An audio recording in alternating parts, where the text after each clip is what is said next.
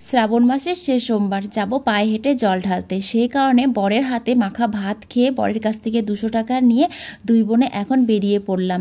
তো এখন যাচ্ছি আমরা বহরমপুরে। বহরমপুর থেকে জল ভরে সারা রাত্রির হেঁটে তারপরে ভোরবেলায় পৌঁছাবো মন্দিরে। তো আজকে আমি ভাবতেই পারিনি যে আজকে আমি জল ঢালতে আসতে পারবো, তার কারণ সকালবেলাতে আমার সঙ্গে যে দুর্ঘটনা ঘটছিল তাতে হয়তো আমি আর বেঁচেই থাকতাম না। তো আমার সাথে কি হয়েছিল তোমাদেরকে সবই প্রায় বলবো। তো তার আগে চলো তোমাদেরকে সকলকে জানাই গুড মর্নিং। সবাই আশা করি খুব ভালো আছো, সুস্থ আছো। আমিও বেশ ভালো আছি। তো এখন বাজছে প্রায় 9টা মতন। ঘুম থেকে উঠেছিলাম আজকে অনেক সকালে। তারপরে ঘুম থেকে উঠে বাড়ির সমস্ত কাজকাম সেরে এক গামলা জামা কাপড় নিয়ে গেছিলাম পুকুরে স্নান করতে। পুকুর থেকে স্নান করে এসে এই যে আমি 1 কাপ চা করে বসে খেলাম, আর ওইদিকে বোন বসে বসে সবজিগুলো কেটে দিল। বোনের বরের সবার তো চা খাওয়া আগেই হয়ে গেছিলো, তার কারণ হচ্ছে আমি তো পুজো না দিয়ে খাই না, সেই কারণে আমি একটু দেরি করে খেলাম। তো আজকে তো নিরামিষ রান্না করব, যেহেতু আজকে রবিবার, তো রবিবারে তো নিরামিষ রান্না করি না, কিন্তু কালকে যেহেতু জল ঢালবো সেই কারণে আজকে বাড়িতে নিরামিষ রান্না হচ্ছে। তো ওইদিকে রান্না বান্না বসিয়েছি, তোমার কলাইয়ের ডাল, আলু ফুলকপি টমেটো দিয়ে দম হবে, কলা ভাজা হবে আর পাঁপড় ভাজা হবে। দুপুরবেলাতে আজকে বেশি কিছু রান্না করলাম না, তার কারণ আমি তো বাড়িতে থাকবো না, বোনও থাকবে না। বেশি সবজিপাতি রান্না করলে তখন নষ্ট হবে, আর আমার বরের কোনো গ্যারেন্টি নেই, তার কারণ আমার বর আবার হঠাৎ করে রাতের বেলাতে চলে যেতেও পারে। যাই দেখি বউ আমার কী করছে এই ভেবে। তো যাই হোক, বাড়ির সমস্ত কাজকাম রান্নাবান্না হয়ে গেছে। তো খেতে দেওয়ার আগে ভাবলাম ঘর বাড়ি একটু পরিষ্কার করে মুছে নিই, যেহেতু নোংরা হয়েছে। আর আমার বাড়িতে ওই যে আমার সঙ্গপঙ্গ আছে, তো ওরা বারবার ঘরে ঢুকে বেড়ায়, সেই কারণে বাড়িতে একটু লোমটোম বেশি পড়ে, তাই খাবার আগে ঘর বাড়িটা একটু ভালো করে ঝাড় দিয়ে মুছে নিতে হয়। তো এখন মুছে টুছে নিব, তারপরে তোমার জামা কাপড়গুলো সব গুছাবো, কারণ ব্যাগ জামা কাপড় কিচ্ছু গুছানো হয়নি। বরকে একবার ইয়ার্কি মেরে বললাম একটু রান্নাটা করে দাও না, তাহলে আমি ওইদিকে ব্যাগ ট্যাগগুলো গুছিয়ে নিতে পারবো। তো আমার বর করে দিল না, ও বললো রান্নাটা তুমি করো, পরে যদি কোনো কাজকাম থাকে তাহলে আমি করে দেবো। তো যাই হোক, আমি রান্নাবান্না সব কিছু করে নিয়েছি, এখন শুধু আলতা পরাটা বাকি আছে। তো আমি আমার বরকে বললাম তুমি এক কাজ করো, আমাকে খাইয়ে দাও, কারণ আমি খেতে খেতে আলতা পরতে পারবো না, আর আলতা পরতে গেলে কিন্তু খেতে পারবো না। আর এইদিকে দেরি হয়ে গেছে, তার কারণ আমরা তো আমার মামার বাড়ির সবার সঙ্গে যাচ্ছি। ওদিক থেকে মামার বাড়ি থেকে সবাই কিন্তু বেরিয়ে গেছে, মানে গাড়ি ওখান থেকে বেরিয়ে গেছে, তো আমাদেরকেও এখান থেকে বেরোতে হবে। সেই কারণে বরকে বললাম তুমি খাইয়ে দাও, তাহলে একটু তাড়াতাড়ি হবে। তাই বর আমাকে খাইয়ে দিচ্ছিল, আর আমি বসে বসে আলতা পড়ছিলাম। ভাত টাত খেয়ে ব্যাগটা গুছালাম, গুছিয়ে এই যে বরের কাছ থেকে 200 টাকা নিলাম, নিয়ে এখন বেরোবো আমি জল ঢালতে যাওয়ার জন্য। তো আমার কাছে যা টাকা ছিল তার থেকে কিন্তু আমি টাকা নিয়েছি, এই টাকাটা বরের কাছ থেকে আবদার করে নিলাম। তো যাওয়ার পথে বরকে বললাম আসো তোমার মাথায় একটু জল ঢেলে দিই। তো আমার বর কিছুতেই এলো না, বলছে না আমি স্নান করেছি, আমি এখন যাব না। আসলে ভয় পাচ্ছিল, কারণ বিয়ের আগে একবার জল ঢেলেছিলাম, যেই বছর ঢেলেছিলাম সেই বছরই কিন্তু আমাদের বিয়ে হয়ে গেছিলো। এবার যদি জল ঢালি তাহলে যদি আবার অন্য কিছু হয়ে যায় সেই ভয়ে হয়তো আরও এলোই না। তো যাই হোক, কী হবে ভগবান জানতো আর ওই জানতো, তো সেই ভয়ে হয়তো এলো না। যাই হোক, দুই বোনে টোটো ধরে জয়গঞ্জ থেকে লালবাগ, লালবাগ থেকে এই যখন কৈলাস পর্বতে চলে এসেছি। কৈলাস পর্বত বলবো না তো কি বলবো বলো তো, এখানে এসে দেখছি জ্যান্ত শিব ঘুরে বেড়াচ্ছে। জ্যান্ত শিব একমাত্র তো কৈলাস পর্বতেই দেখতে পাওয়া যায়, তাই না? তো কৈলাস পর্বতে শিব দেখতাম নন্দীর পিঠে চড়ে ঘুরে বেড়াচ্ছে, কিন্তু এখানে তো আর নন্দী নেই, সেই কারণে বাইকের পিঠে চড়ে ঘুরে বেড়াচ্ছে। যাই হোক, ভালোই হয়েছে, এখানে এসে জ্যান্ত শিবের দর্শন হয়ে গেল। যাক, আজকে দিনটা মোটামুটি ভালোই যাবে। তারপর আর কি, তারপরেই যে আমরা এখন সবাইকে খুঁজে বেড়াচ্ছি, কে কোথায় আছে না আছে। ফোন করছি, অনেকে ফোন লাগছে তো ধরছে না, কারো ফোন হয়তো লাগছে না, কারণ এখানে যা জোরে জোরে গান বাজছিল, ফোন করলে কারো আওয়াজ শোনাই যাচ্ছে না বা কারো কথাও শোনা যাচ্ছে না। তো একা একাই দুই বোনে ঘুরে বেড়াচ্ছিলাম, কি করব, আমাদের তো আর কেউ নেই, আমরা দুই বোন একাই এসেছি। তো আজকে কত ভিড় দেখতে পাচ্ছ, মানে যত বছর যাচ্ছে তত যেন ভিড় বাড়ছে। এর আগে একবার এসেছিলাম তখন কিন্তু এত ভিড় ছিল না, কিন্তু এই বছর দেখছি প্রচুর ভিড়। আসলে দিন দিন ভোলে বাবার ভক্ত বেড়েই চলেছে। তবে জানো তো, এত মানুষ দেখে না সত্যি খুব আনন্দ হচ্ছিল। কত মানুষ কত রকমের ঠাকুর নিয়ে বেরিয়েছে। তো যাই হোক, সবাই নিজের নিজের কাজে ব্যস্ত, আমিও আমার কাজেই ব্যস্ত। আমি সবাইকে খুঁজে বেড়াচ্ছি, কিন্তু এখন পর্যন্ত কাউকেই দেখতে পাইনি।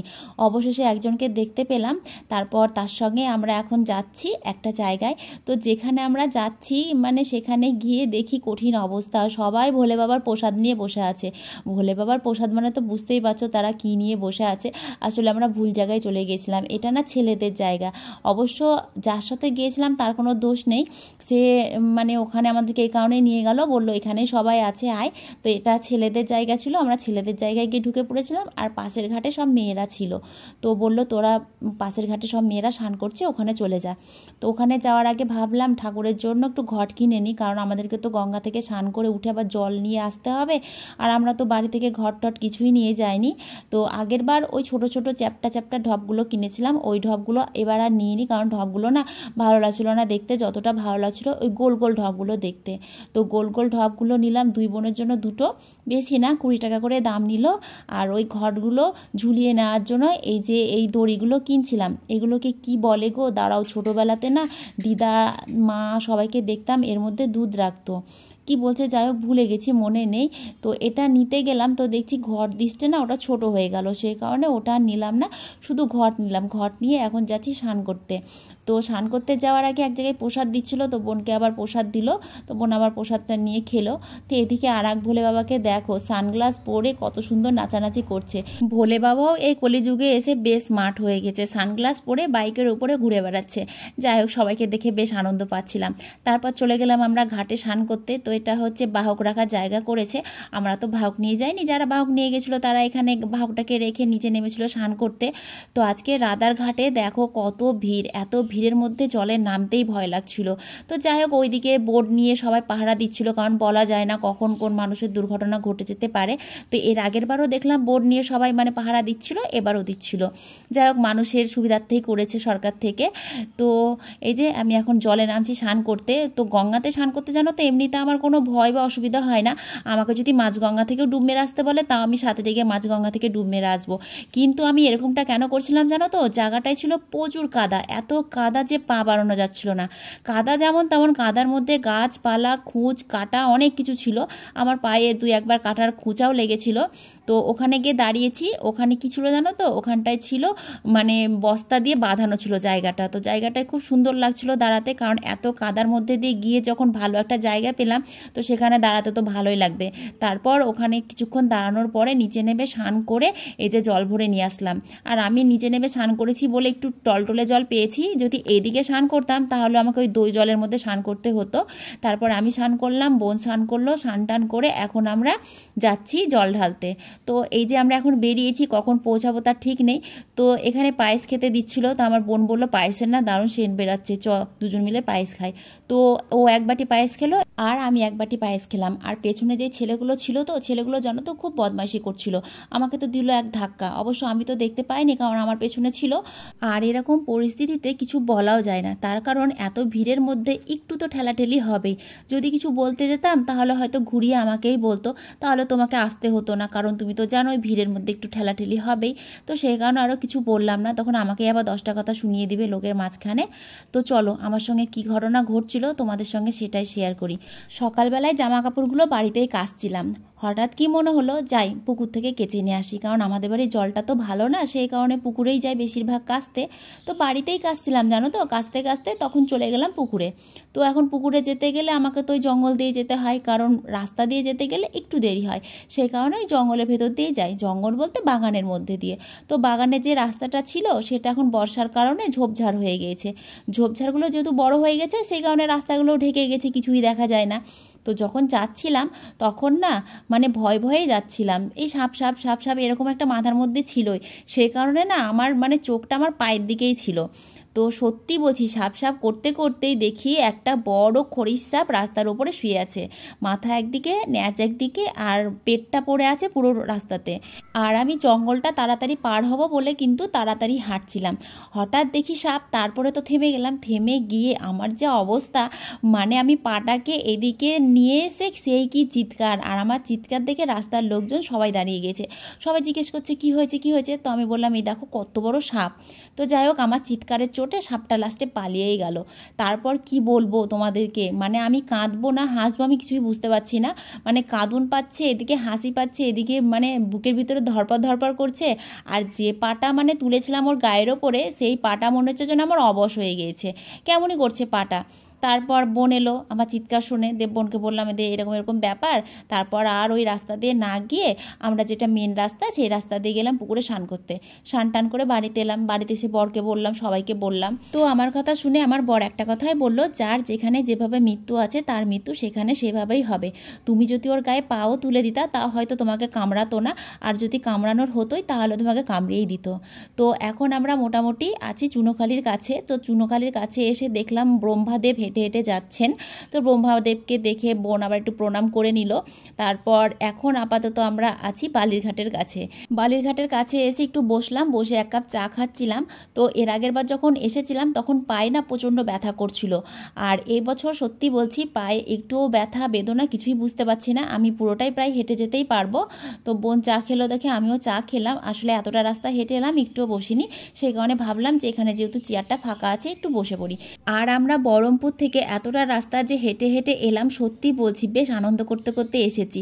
অন্যান্য সময় যখন বাসে করে আসি তখন মনে হয় কতটা রাস্তা শেষই হচ্ছে না, আর আজকে পায়ে হেঁটে এলাম তাও মনে হচ্ছে যেন কত তাড়াতাড়ি পৌঁছে গেলাম, আর একটুও কষ্ট হয়নি সত্যি বলছি। তো যাই হোক, সকালবেলাতে এখন দিদার বাড়িতে পৌঁছে গিয়েছি। তো এখন যাব মন্দিরে জল ঢালতে। এখন প্রায় 6:30 মতন বাজছে। তো দিদা দেখলাম ফুল, তারপরে মধু, ঘি, তিল, জব সব কিছু জোগাড় করে রেখেছে। তো সকালবেলাতে ভাবলাম বাসি ফুল দিয়ে পুজো দিব না, তাই মন্দির থেকে 2টো সাদা ফুল তুললাম আর 2টো বেলপাতা পারলাম। আর একটা মামি এসে বললো যে আমাকে 2টো বেলপাতা দে, তো ওই মামিটাকেও 2টো বেলপাতা দিলাম। দিয়ে যে এখন আমরা এসেছি মন্দিরে। তো মন্দিরে আজকে লাইনটা খুব ছোট ছিল। এর আগের বার যখন লাইন দিয়েছিলাম না তখন অনেক বড় লাইন দিয়েছিলাম। আসলে এর আগের বার খুব ভোরবেলাতে এসেছিলাম, সেই কারণে লাইনটা বেশি ছিল, আর এবার একটু বেলা করে এসেছি বলে লাইনটা একটু ছোট ছিল। তো আমি যখন জল ঢালতে গিয়েছিলাম তখন জানো তো আমার মামার বাড়ির ওখানকার সবাই আমাকে বেশ রাগাচ্ছিল, বলছিল কিরে তোদের জায়গঞ্জে কি গঙ্গা নেই, তোদের জায়গঞ্জে কি শিব নেই। আসলে আমাদের যেখানে বাড়ি সেখানে গঙ্গাও আছে, গঙ্গার ওপরে অনেক বড় বড় শিব মন্দিরও আছে। প্রতিবার তো আমরা সেখানেই জল ঢালি। তো ইচ্ছে করে পায়ে হেঁটে জল ঢালতে যাওয়ার, সেই কারণে ধরো ইচ্ছে করে পায়ে হেঁটে এখানে জল ঢালতে এসেছি। আর কি বলতো, আমরা তো গঙ্গাতে স্নান করে ভোলে বাবার মাথায় প্রতি বছর জল ঢালি, কিন্তু পায়ে হেঁটে তো আর ঢালা হয় না। আর পায়ে হেঁটে গিয়ে জল ঢালার যতটা আনন্দ ততটা আনন্দ কিন্তু ওই সঙ্গে সঙ্গে ঢালাতে হয় না। যদি তাই হতো তাহলে সবাই কি এতটা দূর হেঁটে হেঁটে জল ঢালতে আসতো বলো তো? এই যে সবাই শিবঘাটি যায়, তারকেশ্বর যায়, কেন যায়? এই যে পায়ে হেঁটে জল ঢালতে যাওয়ার যে আনন্দটা সেটাই উপভোগ করতে যায়। আর তাছাড়া তো সবার বাড়ির কাছে শিব মন্দিরও আছে, গঙ্গার জল তো প্রায় সবার বাড়িতে বাড়িতেই থাকে। তো সেই কারণেই ধরো সবাই যায়। তো আমি তো এমনিতে শিবঘাটি বা তারকেশ্বর এইভাবে পায়ে হেঁটে যেতে পারি না, যেহেতু আমার যাওয়ার মতন সেরকম পরিস্থিতি হয় না, কেউ যায় না, সঙ্গ পায় না। আর এখান থেকে যেহেতু সবাই যায়, কারণ আমার মামার বাড়ি এখানে, তো সবাই পরিচিত, সবাই মানে আত্মীয় স্বজন, তো তাদের সঙ্গেই পায়ে হেঁটে জল ঢালতে এভাবেই আসি। তো এবার নিয়ে আমার 2বার হলো আসা, আর ইচ্ছে আছে একবার আসবো, কারণ 3বার ঢালতে হয়। তো 2বার হয়েছে, আর একবার আসলে আমার 3বার হয়ে যাবে। তো এটা হচ্ছে দুর্গা মন্দির। এই দুর্গা মন্দিরটা বহু পুরনো, আমি সেই ছোট্ট থেকে দেখছি দুর্গা মন্দিরটা। আর এই দুর্গা মন্দিরে যখন এই দুর্গা প্রতিমা তৈরি হয় না, তখন মনের মধ্যে যে কি একটা আনন্দ হয় কি বলবো, মানে কাঠামো দেখলেই আনন্দ হয়ে যায়, পুজো তো দূরের কথা। তো দেখলাম কাঠামোতে মাটি লাগিয়েছে, আর পুজোর তো বেশি দিন নেই, কয়েকটা দিন বাকি আছে। আর মন্দিরটা আগের তুলনায় এখন খুব সুন্দর করেছে, আগে তো এত সুন্দর ছিল না। এখন যত দিন যাচ্ছে তত যেন দিন দিন সুন্দর হয়ে উঠছে। অবশ্য দিন গেলে সব কিছুর পরিবর্তন হয়, তো মন্দিরে কেন পরিবর্তন হবে না? তো আমার বুনুর এবার খুব মন খারাপ, কারণ আমার বুনু এবার জল ঢালতে যেতে পারেনি, কারণ এবার তো আমার দাদু মারা গিয়েছে, সেই কারণে। আমার চোখ মুখের অবস্থা দেখো কি হয়েছে, ফুলে গেছে, সারা রাত্রি ঘুমাইনি। এদিকে আয়, তুই আয়। এর চোখ মুখটা দেখো কত সুন্দর হয়ে আছে, আয় না আয় না। মানে জল আমি ঢালতে গেছিলাম, ও ঢালতে যায়নি। আমার চোখগুলো একদম নেপালি হয়ে গেছে, সারা রাত্রি ঘুমাইনি, তো গোটা রাত্রি হেঁটেছি, আর ও অর্ধেক ঘুমিয়েছে আর অর্ধেক হেঁটেছে। তুমি বেশি ঘুমিয়েছো, আমি তো তবে রাত জেগেছি। তুই কোথায় রাত জাগলি? কি করছিলি তুই রাত জেগে? ফোন দেখছিল, ঘুমোচ্ছিল না, ফোন দেখছিল। ফোন দেখছিল। এটা হচ্ছে আমাদের বাড়ির বিছাতু টুনটুন মাসি। আয় একটু টুনটুন মাসি তোকে দেখায়। একদম ডুপ্লিকেট টুনটুন মাসি না, শুধু ছোট ভীমের প্রয়োজন আছে একটা, ছোট ভীম চুটকি ডুবলু বলু। আর তুই কি? ও হচ্ছে ওই যে পুলিশটার নাম কি? লিটিল সিংহামের এই পুলিশটা। একটা লম্বা করে একটা পুলিশ আছে না, ইয়ে পুলিশ চুইংগাম নাকি, পসিবল পুলিশ। তুই তুই কি? আমি কি চুটকি?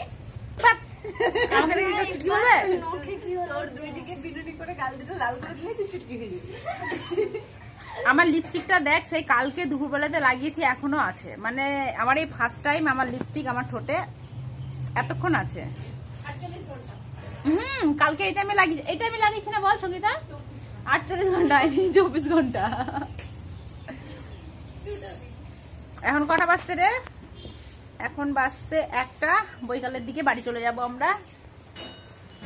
তো ঘুমিয়েছিলাম, এখনই ঘুম থেকে উঠলাম। সকালবেলায় বর এসেছিল, বর এসে চলে গেছে বাড়ি। এখন বিকেল 4টে মতন বাজছে, আর আমরা দুই বোন এখন বাড়ির দিকে যাচ্ছি। তাই ভাবলাম তোমাদেরকে মন্দিরটা একটু দেখিয়ে দিই। তো এটা হচ্ছে সেই মন্দির, যেই মন্দিরে আমরা জল ঢালতে এসেছি। তো সকালবেলাতে তো প্রচণ্ড ভিড় ছিল, সেই কারণে ধরো ভিডিও করতে পারিনি। তো এখন যাওয়ার পথে দেখলাম মন্দিরটা পুরোটাই ফাঁকা আছে, তাই ভাবলাম একটু ভিডিও করে নিই। তো ঠাকুরটাও তোমাদেরকে দেখিয়ে দিলাম। আর এখানে জল রাখার জন্য জায়গাগুলো করা হয়েছে, মানে যারা বাহক নিয়ে গিয়েছে তারা এখানে বাহক নিয়ে এসে রেখেছে। তারপর সারা রাত্রির এই মন্দিরে থেকেই ভোরবেলাতে জল ঢেলেছে। আমরা অবশ্য বাড়ি চলে গিয়েছিলাম, আমরা ছিলাম না মন্দিরে, যেহেতু প্রচণ্ড বৃষ্টি পড়ছিল রাত্রিরে। আর এই বটগাছটা যেন তো অনেক বড় ছিল, তো ডালপালাগুলো কেটে দিয়েছে, কেটে দিয়ে আপাতত এখন ছোট্ট করে ফেলেছে। বাড়ি যাওয়ার পথে দেখো কি বৃষ্টি শুরু হয়েছে, আমরা অর্ধেক রাস্তায় এসে আটকে পড়েছি, জানি না কখন বাড়ি যাব। তো যাই হোক, সবাই খুব ভালো থেকো।